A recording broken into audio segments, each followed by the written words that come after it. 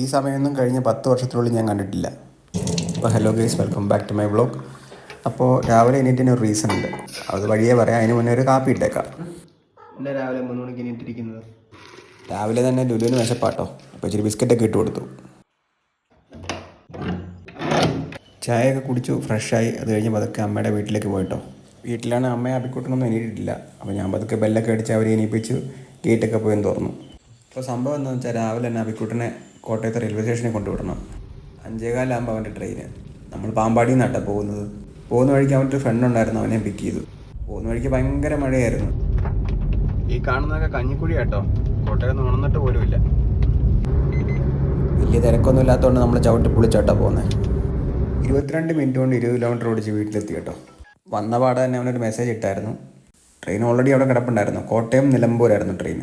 രാവിലെ തന്നെ പോസിറ്റീവായിട്ടൊരു കാർഡാണ് കിട്ടിയത്. അത് കഴിഞ്ഞ് പിന്നെ ഒരു ചായ ഇട്ട് കുടിച്ചു. രണ്ടും കൂടെ പേടിച്ചിരിക്കുക കേട്ടോ. നമ്മുടെ ലൂണേ സ്വീറ്റിയും തമ്മിൽ വഴക്കാം. അപ്പോൾ അത് കണ്ടുകൊണ്ടിരിക്കുക ഇവർ. നമ്മുടെ പിള്ളേരുടെ ബിസ്ക്കറ്റൊക്കെ തീർന്നിരിക്കുകയായിരുന്നു. അതുകൊണ്ട് പാമ്പാടിലുള്ള പെറ്റ് സ്റ്റോറിൽ പോയി കുറച്ച് ബിസ്ക്കറ്റൊക്കെ മേടിച്ചു കേട്ടോ. 3 കിലോ ബിസ്ക്കേഴ്സും 3 കിലോ ട്രൂൾസും ആട്ടോ മേടിച്ചത്.